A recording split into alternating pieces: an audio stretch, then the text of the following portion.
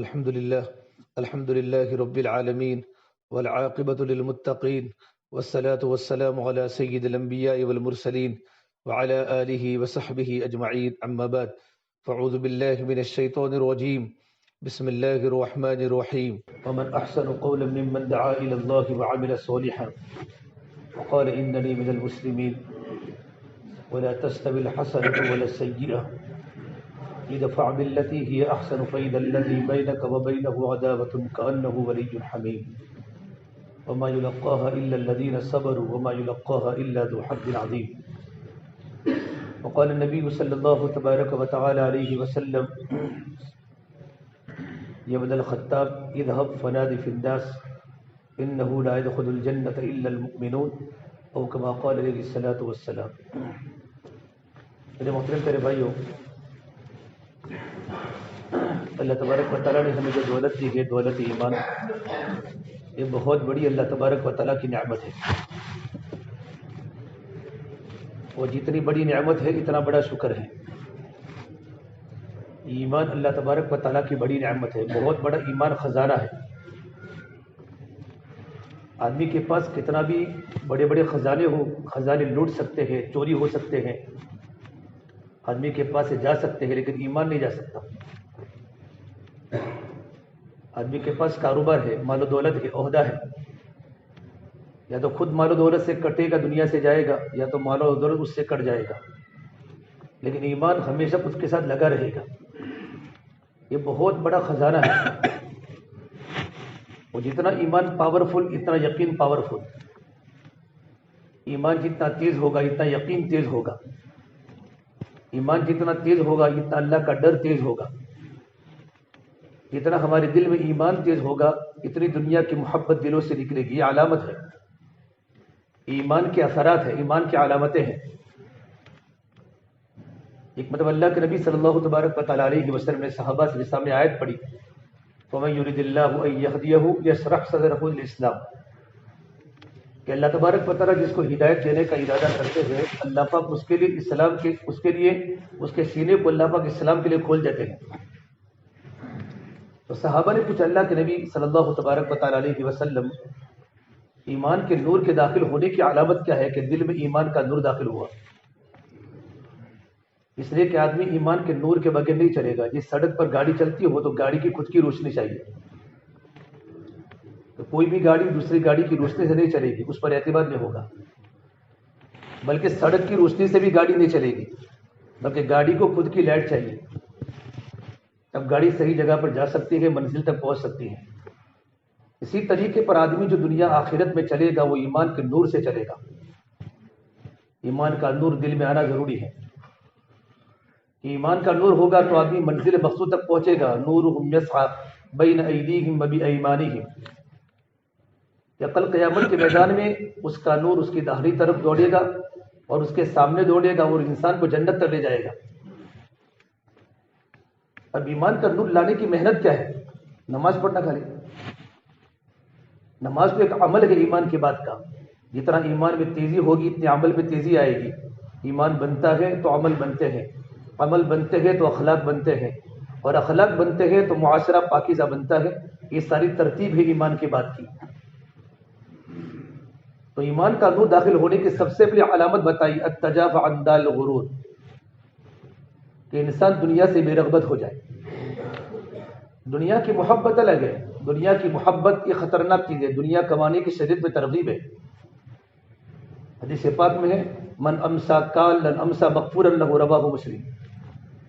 ایک انسان ڈائمنڈ گھستا ہے، ہیرے گھستا ہے، مزدوری کرتا ہے، کھیتی باڑی کرتا ہے، کوئی بھی محنت کرتا ہو تاکہ میں کسی کے سامنے سوال نہ کروں اور میرے بال بچوں کو حلال روٹی ملے، میرے گھر والوں کو حلال روزی ملے۔ آدمی مزدوری کرتا ہے، شام کو گھر پر آتا ہے، اللہ اس کے سارے گناہوں کو معاف کر لیتے ہیں۔ امسا مغفورا لہ،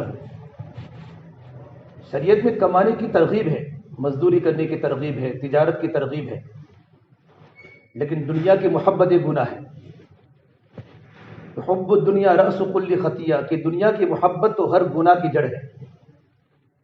یہ سارے کے سارے دنیا میں جتنے بھی جرائم ہو رہے ہیں، گھر میں جرائم ہوتے ہیں، معاشرے میں جتنے بھی جرائم ہوتے ہیں، بستیوں میں ہوتے ہیں، ان جرائم کی جو بنیادی جو وجہ ہے وہ دنیا کی محبت ہے۔ کہ دنیا کی محبت ہمارے دلوں سے نکل جائے. صحابہ کرام فرماتے تھے انما ہممنا الآخرہ لیست ہممنا الدنیا، کہ ہماری جو بنیاد ہے، ہمارے عزائم ہے، وہ آخرت ہے. دنیا نہ ہماری عزائم ہے، دنیا نہ ہماری بنیاد ہے. کہ کام کرتے کرتے ہمارے دل سے دنیا کی محبت نکل جائے. اس لیے کہ اللہ تبارک و تعالیٰ دو غموں کو دل میں جمع نہیں کرے گا. یا تو انسان کے دل میں آخرت کا غم ہوگا، یا تو انسان کے دل میں دنیا کا غم ہوگا. جس کے دل میں دنیا کا غم ہوگا اللہ اس کے دل سے آخرت کے غم کو نکال دیں گے، اور جس کے دل میں آخرت کا غم ہوگا اللہ اس کے دل سے دنیا کے غموں کو نکال دے گا. چونکہ اللہ نے انسان کی باڈی میں صرف ایک ہی دل بنایا ہے، ما کان لرجل من قلبین فی جوفہ. اللہ نے انسان کی باڈی میں دو دل نہیں بنائے. سب سے پہلے محنت کر کے ہمارے دلوں کا یقین ٹھیک ہو جائے. اس لیے اللہ کے نبی صلی اللہ تبارک و تعالیٰ علیہ وسلم نے اللہ سے دعا مانگی ہے، اللہم انی اسألوک ایمان یباشر قلبی، کہ اللہ میں تو ایسے ایمان کا سوال کرتا ہوں جو میرے دل کی رگ رگ کو چھو لے وے. آپ نے دیکھی جلیبی، سب کھاتے جلیبی. جلیبی سوکھی ہو تو بھی میٹھی اور تازہ ہو تو بھی میٹھی، کہ جلیبی نے شکر کو چوس لیا ہے. کہ اللہ میں ایسے ایمان کا سوال کرتا ہوں جو میرے دل کی رگ رگ کو چھو لے وے. ایمان مضبوط بنے گا تو یقین مضبوط بنے گا. ایمان جتنا تیز ہوگا اتنا یقین تیز ہوگا. اس لیے کہ اللہ نے بہت بڑی نعمت ایمان کی دی ہے، ایمان. لیکن آدمی کو اللہ نے جتنی بڑی نعمت دی ہے آدمی اللہ سے دور ہوتا چلا جاتا ہے. وَإِذَا أَنْعَمْنَا الْإِنسَانَ وَنَأَى بِجَانِبِهِ، جب اللہ تعالیٰ کسی انسان پر نعمت کے دروازے کھولتا ہے تو انسان سب سے پہلے اللہ سے ہی دور ہوتا ہے. کہ مسجد میں بیٹھنا، دین کے مجلس میں بیٹھنا انسان کو بھاری پڑتا ہے. دیکھو بھائی دین میں بوجھ ہے، حق بھاری ہوتا ہے، باطل ہلکا ہوتا ہے. حق کی علامت ہے کہ حق میں بوجھ ہے. اللہ کے نبی صلی اللہ تبارک و تعالیٰ علیہ وسلم پر بہت بڑا بوجھ تھا. صحابہ فرماتے ہیں لیست لہو راحت، ہمیں اللہ کے نبی کو کبھی بھی راحت کی حالت میں نہیں دیکھا. آپ پر بوجھ تھا. یہ بوجھ ہونا یہ حق کی علامت ہے، لیکن آدمی کو بوجھ پر جمنا پڑتا ہے. باطل ہلکا ہوتا ہے، حق مضبوط ہوتا ہے، حق باری ہوتا ہے. تو محنت کر کے دل میں ایمان آوے. صحابہ کرام کا ایمان کی یہ کیفیت. ابن عمر سے کسی نے پوچھا الصحابۃ یضحکون، کہ صحابہ کرام ہنستے تھے؟ تو کہا صحابہ کرام تو ہنستے تھے. نعم ولکن والایمان فی قلوبہم اغضب من الجبال، کہ صحابہ کرام کا مجمع ہنستا تھا لیکن صحابہ کرام کا ایمان ہنسنے کے وقت ان کی کیفیت ایمان کی یہ تھی کہ پہاڑوں سے زیادہ مضبوط ہوتا تھا ان کا ایمان، اور پہاڑوں سے زیادہ وزنی ہوتا تھا. ان کے سامنے قبر کے تذکرے ہوتے تھے، آخرت کے تذکرے ہوتے تھے. تو صحابہ، اتنے صحابہ کے بارے میں صحیح روایات ہے کہ وہ اللہ کے پیارے ہو گئے. ایک بار اللہ کے نبی صلی اللہ تبارک و تعالیٰ علیہ وسلم نے صحابہ کے مجمع کے سامنے آیت پڑھی، یا ایھا الذین آمنوا قوا انفسکم واہلیکم نارا، ایمان والو اپنے آپ کو اپنے گھر والوں کو آگ سے بچاؤ جس کا ایندھن انسان و پتھر ہوگا. وقودھا الناس والحجارہ. ایک بوڑھے میاں بھی تھے مجلس میں، وفیہم شیخ کبیر. پوچھا یا رسول اللہ حجارت جہنم کا حجارت الدنیا، کیا دنیا کے پہاڑ، کیا جہنم کے پہاڑ دنیا کے پہاڑوں کے برابر ہوں گے؟ یہ سوال کیا. تو نبی نے فرمایا فوالذی نفسی بیدہ محمد لصخرۃ من صخر جہنم من اعظم الجبال الدنیا کلھا، اس ذات کی قسم جس کے قبضے محمد عربی کی جان ہے، دنیا کے تمام پہاڑ مل کر بھی جہنم کے پہاڑ سے چھوٹے ہیں. بڑی بھاری بات فرمائی. بوڑھے میاں فوراً بے ہوش ہو گئے. تو ان کی ایمانی کیفیت تھی کہ آخرت کے تذکرے سننے کے بعد ان کی دل کی کیفیت بدل جاتی تھی. فوقع الشیخ مغشیا علیہ، بوڑھی میں بے ہوش ہو گئے. آپ صلی اللہ تبارک و تعالیٰ علیہ وسلم نے بوڑھی میاں کی دل پر ہاتھ رکھا. فهو يتحرك، ان کا دل ہل رہا تھا، حرکت میں تھا. اور بوڑھے میاں اللہ کے پیارے ہو گئے اور آپ نے ان کو جنت کی بشارت سنائی. فبشرہ بالجنہ. آپ نے کہا بوڑھے میاں چلے گئے اور کہا بوڑھے میاں جنتی بن گئے. آپ نے بوڑھے میاں کو جنت کی خوشخبری سنائی. ایک بہت بڑے صحابی تھے عالم دین معاذ بن جبل. میرے نبی نے فرمایا میری امت میں سب سے زیادہ حلال و حرام کو جاننے والے حضرت معاذ بن جبل ہے. اعلمهم بالحلال والحرام معاذ بن جبل. اللہ کے نبی یہ جنت کی بشارت صرف بوڑھے میاں کے لیے، ہمارے لیے بھی ہے. تمام کے راستے کو آسان کر دیا. تو آپ نے قاعدہ کلیہ بتایا ذالک لمن خاف مقامی وخاف وعید، کہ جو بھی اللہ تبارک و تعالیٰ کے سامنے کھڑے ہونے سے ڈرے اور اللہ تبارک و تعالیٰ کی وعیدوں سے ڈرے اس کے لیے بھی جنت کی بشارت ہے.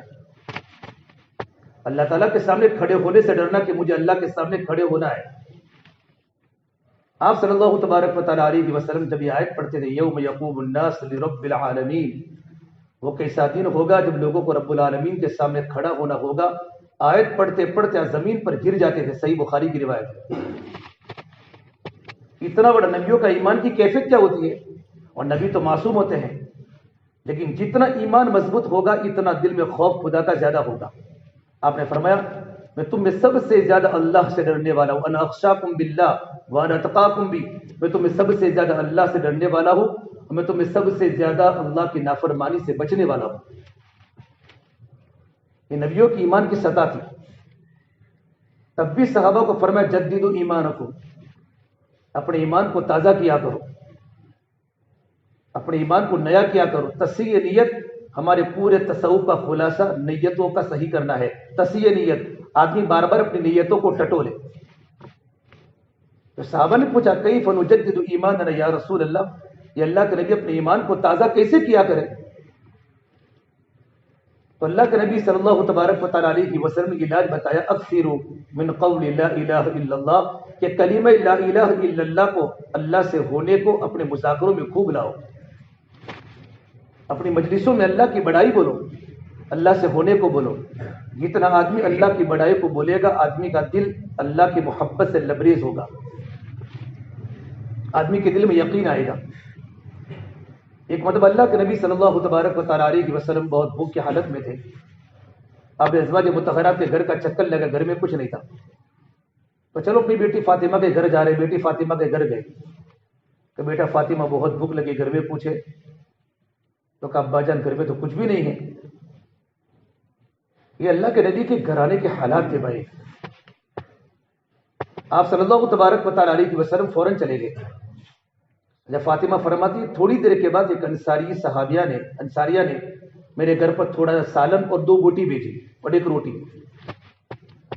میں نے فوراً کپڑا ڈال دیا کہ حسن حسین کو بھی نہیں کھلاؤں گا، علی کو بھی نہیں کھلاؤں گا، میرے ابا بہت بھوکے ہیں، میرے ابا کو کھلاؤں گا. اپنے بیٹے حسن کو بلانے بھیجا کہ نانا جان کو بلا کے آؤ. کہ بیٹا کیوں یاد کیا؟ کہ ابا جان اللہ نے کھانا بھیج دیا ہے آپ کے لیے، اللہ نے کھانا بھیج دیا ہے. جیسے کپڑے کو ہٹا تو کھانا اندر سے بڑھ رہا تھا، روٹی بڑھ رہی تھی، سالن بڑھ رہا تھا. تو آپ نے مجھے بیٹا کھانا کہاں سے آیا؟ تو کھانا تو مجھے اللہ نے دیا. تو آپ نے فرمایا بیٹا تم حضرت مریم کے بنی اسرائیل کی سردار مریم کے مشابہ ہو.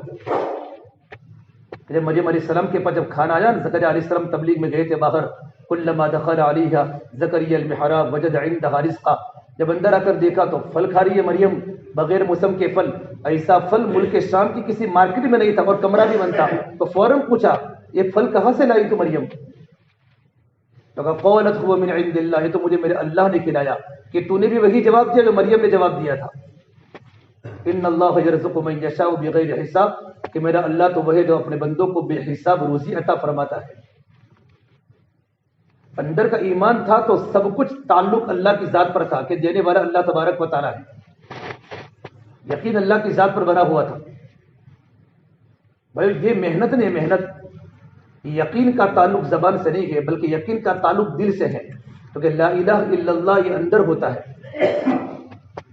جتنا اندر آدمی کے دل میں ایمان اترے گا آدمی کی زندگی عملی بنتی چلی جاوے گی. یقین بھائی اتارنے کی چیز ہے، یقین اتارنے کی جب اندر یقین بن جاتا ہے تو آدمی کی زندگی بن جاتی ہے. اس لیے نبی نے فرمایا جس طریقے پر کپڑا پرانا ہو جاتا ہے اس طریقے پر ایمان بھی پرانا ہو جاتا ہے. ان الایمان لیخلق فی جوف احدکم کما یخلق الثوب الخلیق، جس طریقے پر کپڑوں کے نقش و نگار مٹ جاتے ہیں اس طریقے پر آدمی کا ایمان بھی کمزور ہو جاتا ہے دنیا کی محبت کی وجہ سے. تو کیا کرنے کا؟ فصل اللہ ان یجدد الایمان فی قلوبکم، ہم اللہ سے دعا کریں کہ اللہ تبارک و تعالی ہمارے دلوں میں ایمان کو باقی رکھے، ایمان کو تازہ کرے. اور آپ صلی اللہ تبارک و تعالی علیہ وسلم نے صحابہ کرام کے مجمع میں سب سے بڑی زندگی جو محنت فرمائی وہ ایمان کی فرمائی. جب کچھ لوگ آئے مدینہ منورہ میں دیہاتی، قالت الاغراب آمنا، اپنے ایمان میں داخل ہو گئے، تو اللہ نے کہا اپنے نبی کو کہہ دو کہ تم نے ایمان قبول نہیں کیا ہے بلکہ تم اسلام میں داخل ہوئے ہو۔ قل لم تؤمنوا ولكن قولوا اسلمنا ولما يدخل الايمان في قلوبكم، ابھی تک تمہارے دلوں میں ایمان داخل نہیں ہوا، ایمان الگ چیز ہے۔ پھر ایمان کی علامت بتائی وَإِن تُطِيعُوا اللَّهَ وَرَسُولَهُ لَا يَلِدْكُم مِّنْ أَعْمَالِكُمْ شَيْئًا، کہ تمہاری زندگیاں اللہ اور اللہ کے نبی کی زندگیوں کے سامنے تمہاری زندگیاں سرنڈر ہو جائے، تم اللہ کے حکموں کے سامنے جھک جاؤ۔ ہمارے ابراہیم سے فرماتے ہیں جب اللہ کے دین کی محنت کرو گے سب سے پہلے اللہ تعالیٰ اپنے دلوں میں حکموں کی محبت لائے گا، اللہ کے حکموں کی محبت۔ جب اللہ کے حکموں کی محبت دلوں میں آئے گی تو اللہ کے حکموں پر چلنا آسان ہو جائے گا۔ کہ صحابہ کرام کو عمل کرنا آسان ہو گیا کہ اللہ کے حکموں کی محبت دلوں میں آئی ایمان کی محنت کی وجہ سے۔ بھائی ہر چیز پر محنت ہو رہی، ایمان پر محنت نہیں ہو رہی، ہر چیز پر محنت ہو رہی، ایمان پر محنت نہیں ہو رہی، اور ایمان کے مذاکرے نہیں ہو رہے، بلکہ محبت ہو رہی ہے دنیا کے مذاکروں کی بڑی محبت۔ دن بدن ہمارا ایمان کمزور ہوتا چلا جا رہا ہے، کمزور ایمان سے انسان نماز تو پڑھے گا، گناہ سے نہیں بچ سکتا۔ اللہ کی نافرمانی سے بچنے کے لیے انسان کو مضبوط ایمان چاہیے، جو رات کی خلوتوں میں اللہ کی نافرمانی سے بچاوے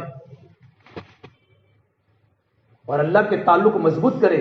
میرے آقا صلی اللہ تبارک و تعالیٰ علیہ وسلم نے سب سے پہلے خطبہ دیا، لوگوں تمہارا تعلق اللہ سے مضبوط کرو، من اصلح ما بین و بین اللہ اصلح ما بین و بین خلقہ، اگر تمہارا معاملہ اللہ سے اچھا ہو جائے گا تو اللہ تمہارے اور مخلوق کے درمیان کے معاملے کو بھی اللہ اچھا کر لیں گے۔ ہماری لائن کلیئر ہو گئے۔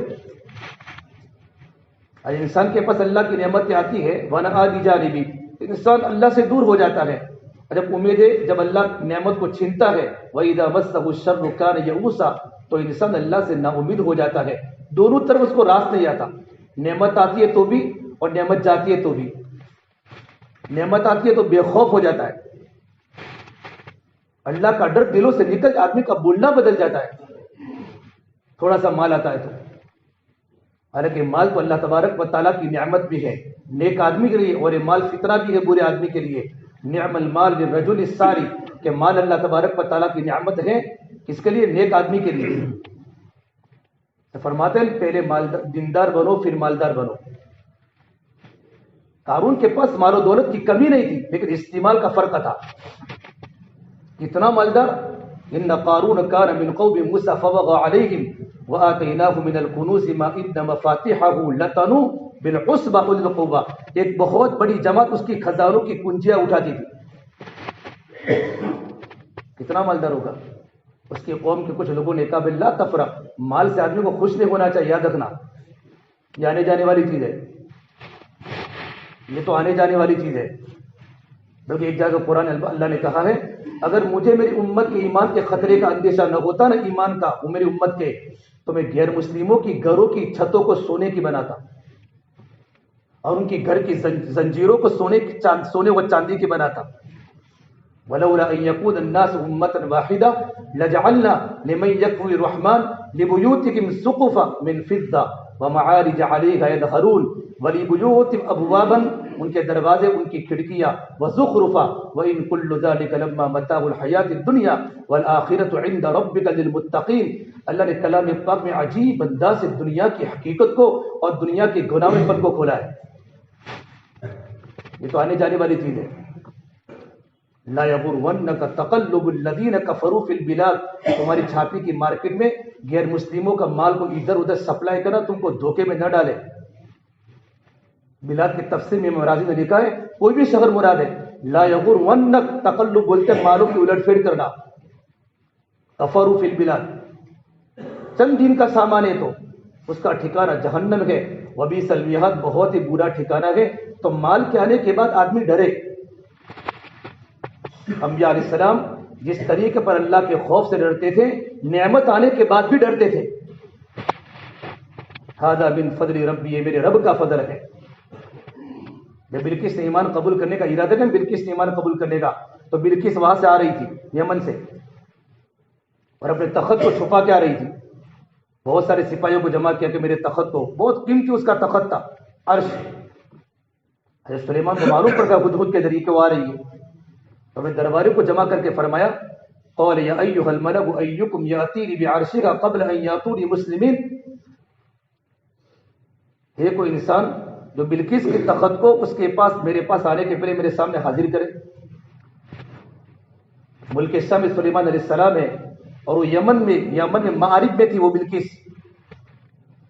ایک جنات کھڑا ہوا، دیو ہیکل جنات، قال عفریت من الجن، اس کا نام تھا سخر، اس کا جسم تا حد لگا تھا، اتنا بھاری بھرکم۔ جنات نے بولا میں لا دوں گا، انا آتی کبھی قبل ان تقوم من مقامک، آپ بیٹھیں کرسی پر، آپ کو کرسی پر اترنے کے پہلے میں حاضر کر دوں گا۔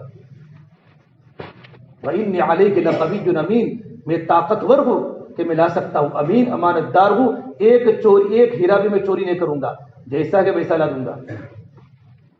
سلیمان نے کہا تو بہت دیر ہو جائے گی۔ ایک عالم دین اور جن کا نام تھا آصف بن برقیہ، جن کو اللہ نے علم لدنی دیا تھا، قال الذی عنده علم من الکتاب، کہ اللہ کے نبی میں آپ کے پلک کے جھپکنے کے پہلے حاضر کر دوں، انا آتی کبھی قبل ان یرتد الیک طرفک۔ سامنے دیکھا تو بلقیس کا تخت پڑا ہوا ہے، فلما رآہ مستقرا عنده، پورا کا پورا پلک جھپکنے پہلے۔ تو سلیمان نے یوں نہیں کہا یہ سب میں نے کیا ہے، نبی یہ نہیں کرتے، کیونکہ نبیوں کے پاس علم ہوتا ہے، اللہ کے وحی کا علم، نبیوں میں ڈر ہوتا ہے۔ قال هذا من فضل ربی، یہ میرے رب کا فضل ہے، لیبلونی اشکر ام اکفر، اللہ پاک میرا امتحان لینا چاہتا ہے، میں اس نعمت میں اللہ کا شکر کرتا ہوں یا اللہ کی ناشکری کرتا ہوں۔ نبی ڈرتے ہیں، تو مال سے خوش ہونے کی ضرورت نہیں ہے، اگر آتا ہے تو اللہ کی نعمت سمجھو اور اس کو مصارف پر لگانے کی ضرورت ہے۔ لا تفرح ان اللہ لا يحب الفرحین۔ ہوتے ہیں کچھ لوگ مال والوں کو سمجھاتے ہیں بھائی اکڑ میں زیادہ، اکڑ میں پکڑ ہے۔ پھر اللہ نے قارون کو یوں کہا وَابْتَغِ فِي مَا آتَاكَ اللَّهُ الدَّارَ الْآخِرَةَ، تو اپنی دنیا سے آخرت بنا، تجھے غریب ہونے کی ضرورت نہیں ہے، اپنی دنیا سے آخرت بنا، اللہ نے جو کچھ بھی تجھے دیا ہے دنیا، اسے تو اپنی آخرت بنا۔ وَلَا تَنْسَ نَصِيبَكَ مِنَ الدُّنْيَا، اللہ پاک مالداروں کو بتا رہے ہیں اپنا حصہ بھی مت بھول، اچھا کھا اچھا پی، اپنے بچوں کو اچھا کھلا اچھا پلا، نعمت کا اثر ہونا چاہیے۔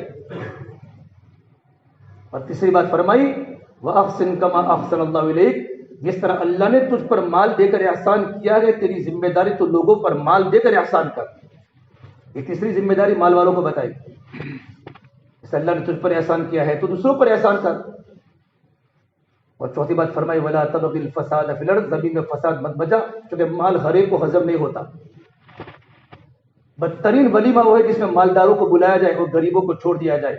آپ پوری سیرت صحابہ پڑھیں گے آپ کو تو آپ کو پورے ولیموں میں صرف غربا فقراء زیادہ ملیں گے، کہ مال ہضم نہیں ہوتا ہر ایک کو، تو آدمی مال سے کیا کرتا ہے؟ فساد کرتا ہے۔ زمین میں فساد مت مچا، اللہ تعالیٰ فساد مچانے والوں کو پسند نہیں فرماتے۔ یہ مال تو آنے جانے والی چیز ہے، صبح کا مالدار شام کو فقیر ہو جاتا ہے، اور شام کا فقیر صبح کو مالدار ہو جاتا ہے۔ ابھی دیکھا ترکی میں، اللہ بہت بڑے طاقت والے ہیں، اللہ تو یہ فرماتے ہیں میں سب کو رزق دیتا، میرے سارے بندوں کو، وَلَوْ بَسَطَ اللَّهُ الرِّزْقَ لِعِبَادِهِ لَبَغَوْا فِي الْأَرْضِ، میرے بندے اگر میں تمام کو مالدار بناتا، میرے بندے زمین میں فساد مچاتے۔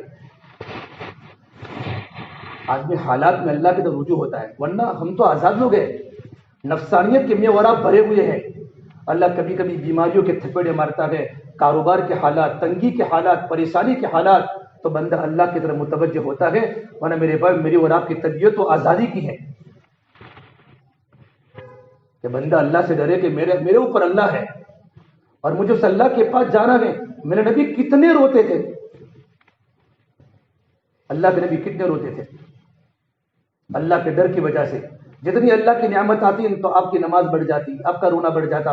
وہ مشہور روایت ہے کہ اللہ کے نبی، آپ تو اتنے بڑے اللہ کے بندے ہیں، اللہ نے آپ کی ساری خطاؤں کو معاف کر لیا ہے، اب اتنی تکلیف کیوں اٹھاتے ہیں؟ تو کیا فرماتے تھے افلا اکون عبدا شکورا، کیا میں اللہ کا شکر گزار بندہ نہ بنوں کہ اتنی بڑی نعمت اللہ نے مجھے دی ہے؟ ایسا نہیں کہ مال بڑھے تو پھر ہمارا گش بھی چلا جاوے، مال آئے تو ہماری نمازیں بھی آگے پیچھے ہو جاوے۔ ابن عمر فرماتے ہیں کہ میں مدینہ منورہ کی سوق البشہ، مدینہ منورہ کا بہت بڑا مشہور مارکیٹ تھا، وہاں میں کھڑا تھا اور عصر کی اذان ہوئی، عصر کی اذان ہوتے سارا کا سارا مجمع تابعین کا اور صحابہ کا مجمع مسجد کی طرف دوڑ کے آ رہا ہے. میری زبان پر اس وقت یہ آیت میری زبان سے نکلی کہ انہی لوگوں کے بارے میں اللہ نے آیت نازل فرمائی رجال اللہ تلہیہم تجارت ولا بیع عن ذکر اللہ واقام الصلاۃ وایتاء الزکاۃ. یہ تو ایسے مرد ہیں کہ ان کا تجارت کرنا، خرید و فروخت نہ کرنا. ہمارا مجمع تو جمعہ کے دن سب گھر پر واپس آتا ہے چھاپے ہائی وے سے. لوگ جمعہ پڑھنے کے لیے دور دراز دیہاتوں سے لوگ آتے ہیں. کھانے کے لیے جمعہ کا وقت ہوتا ہے، مجمع گھر آتا ہے. اتنی بڑی نعمت سے محروم ہو رہے ہیں. دل میں ایمان کی اتنی کمزوری ہے کہ جمعہ کی نماز کے پڑھنے پر کتنے بڑے فضائل ہیں. ہم ایک جگہ پر جہاں جمعہ کی نماز کا وقت ہوتا ہے ہم گھروں پر آ رہے ہیں. جمعہ سے نماز چھوٹتی ہے ہم مسجدوں میں جا رہے ہیں ہائی وے پر. ہمارے سب کو پتا نہیں. آدمی اپنے ایمان کو ٹٹول میں ایمان کے کون سے کھانے میں ہو. یہ تو ایسے مرد ہیں کہ جن کا تجارت کرنا، جن کا خرید و فروخت کرنا اللہ کے ذکر کرنے سے، نماز کے قائم کرنے سے ان کو غفلت میں نہیں ڈالتا. کیوں؟ میرے بھائی ڈر گئے ان کو کاروبار کے کم ہونے کا نہیں. یا خافون یومن، ان کو اس دن کا ڈر ہے جس دن دل بھی پلٹ جائے گی، آنکھیں بھی پلٹ جائے گی. وہ قیامت کا دن ہے. ہم تمام ہمارا ایمان ہے، ہم اللہ کے سامنے ہم تمام کو کھڑا ہونا ہے. اس سے وہی محنت کرائی جاتی ہے دعوت تبلیغ کی محنت. کہ آدمی محنت کر کے آدمی اپنے دل میں ایمان کو زندہ کرے. ایمان جو بنتا ہے وہ دعوت سے بنتا ہے. ایمان دعوت سے بنے گا اور ایمان مجاہدے سے پکے گا. حضرت اللہ سے رحمۃ اللہ علیہ مرکز نظام الدین میں ہے. مولانا علی بن ندوی رحمۃ اللہ علیہ اور مولانا منظور نعمانی وقت کے بڑے نوجوان علماء میں تھے. انہوں نے سوچا کہ چلو ہم بھی کوئی نہ کوئی تحریک میں شامل ہو جاوے. وہ زمانہ تحریکوں کا زمانہ تھا. بڑی بڑی تحریکیں ہندوستان میں تھی. تو چلتے کہ تحریک کے بانیوں سے ملیں گے، ان سے مصافحہ کریں گے، سوچیں گے تحریک کو. یہ پہنچے رائے پور. مولانا عبد القادر صاحب رائے پور رحمۃ اللہ علیہ کی خانقاہ چل رہی تھی. وہاں جا کر دیکھا اللہ اللہ کی ضربیں لگ رہی ہیں. ایسا پرسکون ماحول ہے. دل میں اللہ کا تعلق بڑھ رہا ہے، محبت آ رہی ہے. تو وہی جم گئے دونوں. تو مدبوقہ صاحب نے فرمایا میری ایک رائے تھی کہ تم فیصلہ کرنے کے پہلے ایک بار تم بڑی الیاس کے پاس مرکز نظام الدین جاؤ. مولانا علی فرماتے ہیں میں مولانا الیاس صاحب سے واقف تو تھا لیکن اتنا نہیں کہ ایک مولانا ہے جو دعوت کا کام کر رہے ہیں، بس میواتی لوگوں کو سمجھا رہے ہیں. لیکن چونکہ ہمارے دل میں مولانا عبدالقادر رائے پوری کی محبت بڑھ گئی تھی تو ان کی باتوں کو ماننے میں ہم کو اچھا لگا. ہم دونوں چلے گئے فوراً نظام الدین. حضرت مولانا الیاس رحمۃ اللہ علیہ گشت کا دن تھا. مولانا الیاس صاحب میواتیوں کو لے کر بیٹھے ہوئے تھے. مولانا آدھا بھی گشت کیے اور آدھا بھی گشت کرنے فرمایا عالمیہ تم یہاں بات کرو، درمیانی منظور نعمانی چلو ہم دونوں گشت میں چلتے ہیں. یہ وہ گشت کو معمولی بس سمجھو میرے بھائیو. یہ دعوت ہے، اعمال دعوت، یہ اعمال ہدایت ہے. یہ بڑا مؤثر عمل ہے دعوت. پوری دنیا میں زبردست دعوت کا کام. ملکوں کے میرے پاس 10-10 لاکھ کی جماعتیں ہمارے گجرات کے مشورے میں بنی ہے کہ جتنا خرچہ ہوگا ہم اللہ کے راستے میں نکلیں گے. کام بہت تیزی کے ساتھ آگے بڑھ چکا ہے، بہت آگے کام نکل چکا ہے. اور بڑے بڑے جاب کرنے والے، بڑے بڑے گریجویشن کرنے والے اور اللہ نے جن کو مال و دولت کی ثروتیں دی ہیں وہ اپنا وقت اللہ کے راستے میں 4 مہینوں میں 7 مہینوں میں فارغ کر رہے ہیں دنیا میں. مولانا منظور نعمانی سے فرماتے میں مولانا کے ساتھ چلا ان کی محبت میں، گش کی محبت میں نہیں، مولانا کی محبت میں. تو کام تو بعد میں سمجھا. تو مولانا جب کسی کے سامنے بات فرماتے، کوئی بات سنتا کوئی بات نہ سنتا، کوئی گالی بولتا کوئی ناگوار. ہمارا کام تو ناگواریوں سے بھرا ہوا ہے. دعوت کی ابتدا ناگواریوں سے ہوگی لیکن دعوت کی انتہا کامیابی سے ہوگی. بدایت الدعوہ المکارہ و نہایتہ النجات. ہمارا پورا کا پورا ناگواریوں کا ہے لیکن ناگواریوں کے پیچھے بڑی خیر چھپی ہوئی ہے. یہاں تک کہ مولانا الیاس صاحب اتنی خوشامد کرتے تھے، اتنی خوشامد. مولانا منظور نعمانی سے فرماتے تھے میں یوں کہتا ہے بوڑھے میاں کی بات مان لو ورنہ بوڑھے میاں یوں ہی مر جائے گا. اتنے لوگوں کے سامنے خوشامد کرتے اللہ کے دین کی بات سنانے کو. گشت کرتے کرتے مینا بازار پہنچ گئے. مینا بازار کہاں؟ نظام الدین کہاں؟ مینا بازار کہاں ہے؟ نظام الدین کہاں ہے؟ بستی. اتنا دور گشت کی حضرت نے واپس آنے کے بعد دیکھا تو مولانا صاحب تھک چکے تھے. تو مولانا منظور احمد فرمایا حضرت حق تو یہ تھا کہ آپ کرسی پر بیٹھ کر بیان کرتے اور مجمع آپ کی باتوں کو سنتا. میں نے آپ کے ساتھ جو ناگواریاں دیکھی میں برداشت نہیں کر پاتا. یہ تو ذلت ہے. فرمایا ذلت نہیں ہے بلکہ تو عین عزت ہے، عین عزت ہے. میرے آقا صلی اللہ تبارک و تعالی علیہ وسلم ابو جہل کی گالیاں سن کر میرے نبی کو ذلت ملی کہ نہ میرے نبی کو عزت ملی. اتنا جملہ کہنا تھا. مولانا منظور نعمانی فرماتے ہمارے دل میں دعوت کی بصیرت آ گئی. اور موت تک ندوۃ العلماء میں طلبا کی جماعتوں کو بناتے رہے، اجتماعات کرتے رہے، اور کتنے ان کے ہاتھوں پر جماعتیں بڑی طلبا کی، اور دنیا میں کام تیزی کے ساتھ پھیل چکا۔ مگر نظام الدین میں بڑے بڑے علماء، جماعتوں میں بڑے بڑے علماء میوات کے اجتماع میں جا رہے بیل گاڑی میں۔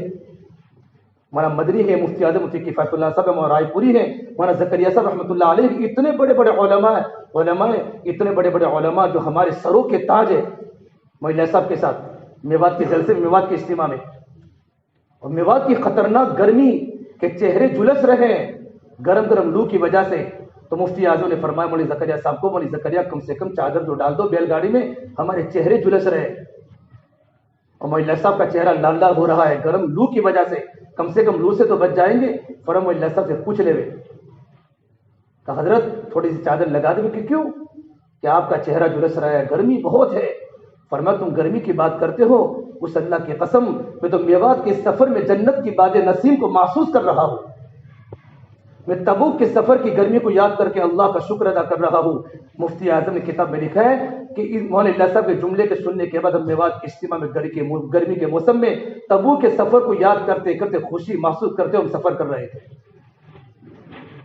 اس کام کی بڑی بایو تاثیر ہے، بڑی تاثیر ہے، لیکن یہ کام قربانی کے بغیر سمجھ میں نہیں آتا، قربانی کے بغیر سمجھ میں نہیں آتا۔ اس کا آدمی کو نکلنا پڑتا ہے، اللہ کے راستے میں جانا پڑتا ہے، مانگنا پڑتا ہے۔ ہمارا معاملہ اللہ سے جو مضبوط ہوگا وہ دعوت سے ہوگا۔ پھر ساری کے ساری جو ہماری کاروبار کی پریشانیاں، یہ جو پریشانیاں ہیں، وہ پریشانیاں اللہ تبارک و تعالیٰ نعمت ایمان سے دور کریں گے۔ اور اللہ نے قرآن کریم میں کہا ہے من عمل صالحا من ذکر او انثی وهو مومن، کہ زندگی میں اچھے اعمال کی پابندی ہوگی بشرطے کہ ایمان ہو، تو اللہ پر حیات طیبہ دے کے خوشگوار زندگی۔ مفسرین نے یہ بھی نہیں چھوڑا حیات طیبہ کس کو بولتے ہیں، تو پہلی بات فرمائی اللہ پاک تمہیں ایمان اور نیک عمل کی برکت سے اللہ پاک تمہارے دلوں کو سکون دے گا۔ سب کچھ ہونے کے باوجود آدمی ڈپریشن ٹینشن کا شکار ہے، دلوں میں سکون نہیں ہے۔ دل کے سکون کا تعلق میرے بھائی مال سے نہیں ہے، کبھی مت سمجھنا میں یہ لے لوں وہ لے لوں وہ لے لوں وہ لے لوں۔ میرے نبی نے فرمایا واللہ ما اخشى علیکم، جب آیا بحرین سے مال معاذ بن جبل لے کر آئے، اور صحابہ کو پتا چلا کہ مسجد نبی میں مال آیا ہوا ہے، اس صحابہ کے گھروں میں بہت تنگی تھی، تو تمام صحابہ نے اپنی گھروں کی مسجدیں چھوڑ کر محلے کی مسجد نبی میں جمع ہو گئے۔ آپ نے فجر کی نماز پڑھائی، اور نماز کے پڑھانے کے بعد آپ نے تمام صحابہ کرام کی طرف دیکھ کر مسکرا کر پوچھا مال کے لیے آئے ہو؟ مال غنیمت آیا ہوا تھا۔ صحابہ کرام بے تکلف تھے، ایسا نہیں کہ بات اندر الگ ہے زبان کی بات الگ ہے، حضور اسی لیے آئے ہیں کہ گھروں میں کھانے کے فاقے ہے، سونا مال غنیمت آیا ہوا ہے تو کچھ لے لیں گے۔ تو آپ نے فرمایا سنو میرے صحابہ، اللہ تم پر مالوں کو کھول دے گا، فواللہ اللہ کی قسم مجھے تمہاری غریبی کا بالکل ڈر نہیں ہے کہ تم غریب ہو، ما اخشى علیکم، اللہ تم پر دنیا کو پھیلا دے گا، تم پر دنیا پھیل جاوے گی۔ پھر کیا ہوگا، جسے اللہ نے پہلے والوں پر پھیلائی، پھر تم کیا کرو گے، کمپٹیشن کرو گے، فتنافسوگا کما تنافسوگا، کاروبار میں کراس ہو جائے گا کمپٹیشن۔ اللہ نے جیسے ان کو ہلاک کیا، تمہاری ہلاکت کا بھی خطرہ ہوگا۔ مجھے تمہاری فقر پر مجھے خور نہیں ہے۔ اور صحابہ کرام فرماتے ہیں فقر کی حالت میں ہم نے شکر کیا، لیکن وسعت کی حالت میں ہم صبر نہ کر سکے۔ اللہ دلوں کا سکون دے گا۔ نمبر 2، اللہ تعالیٰ ایمان اور نیک عمل کی بنیاد پر اللہ پر اسباب میں برکتیں دے گا، اسباب میں برکتیں آئیں گی۔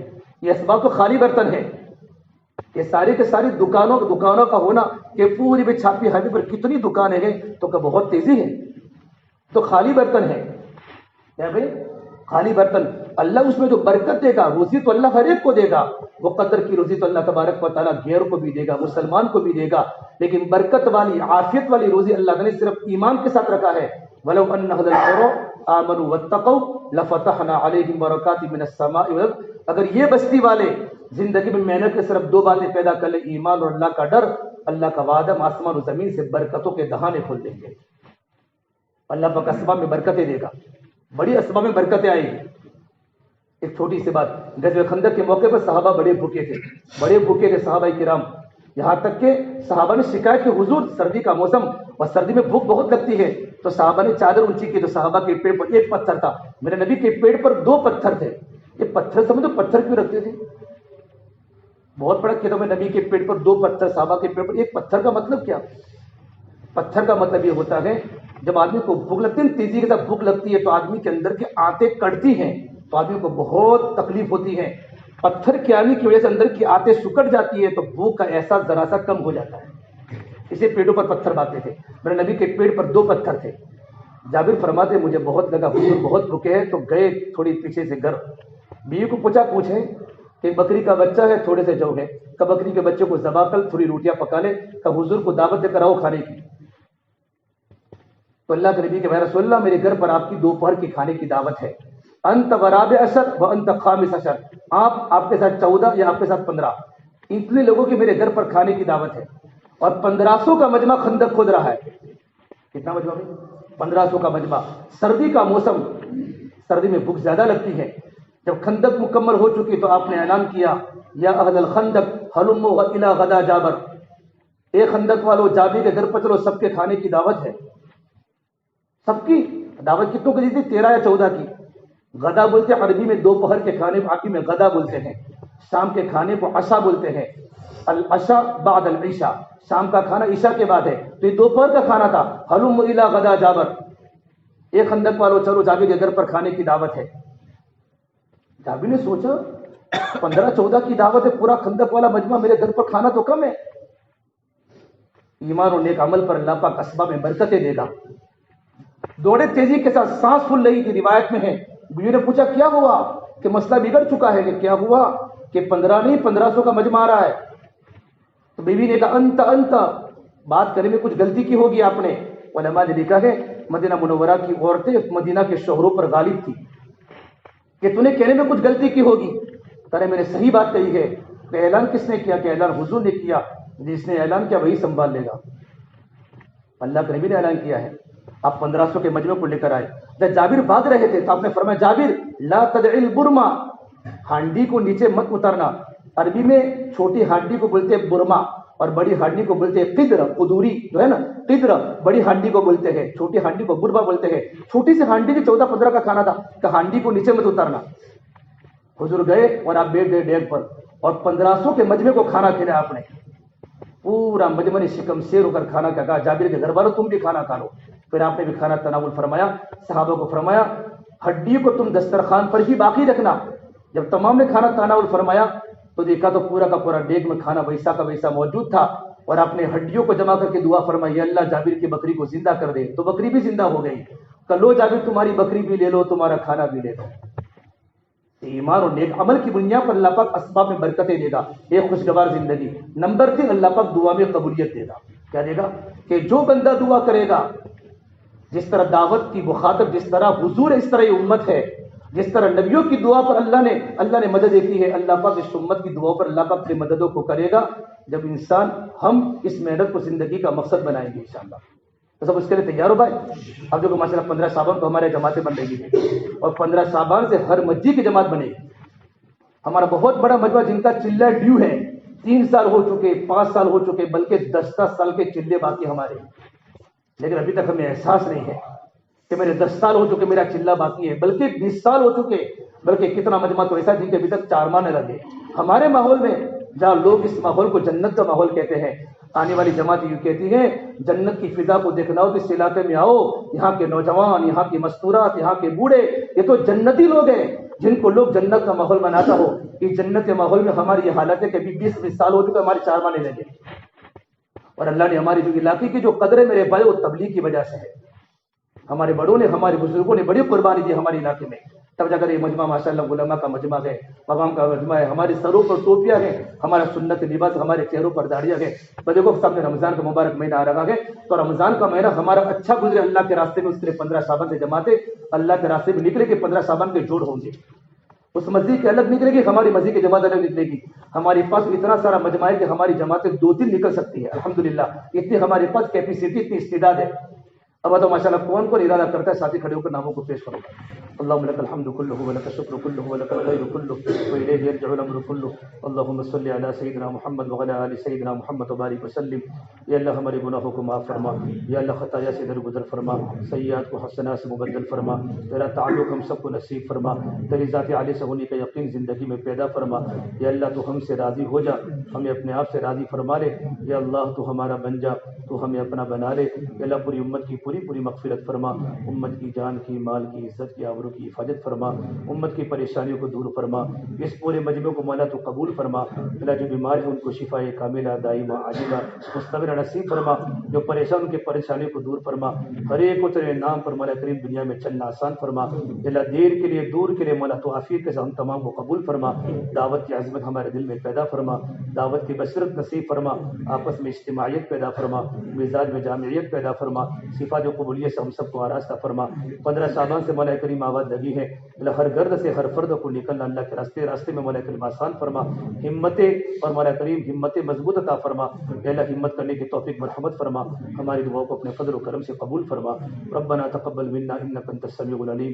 اللهم انا نسالك من خير ما سالك منه نبيك محمد صلى الله عليه وسلم، ونعوذ بك من شر ما استعاذك منه نبيك محمد صلى الله عليه وسلم. وصلى الله تعالى على خير خلقه محمد وعلى اله وصحبه اجمعين. سبحان ربك رب العزة عما يصفون وسلام على المرسلين والحمد لله رب العالمين برحمتك يا ارحم الراحمين.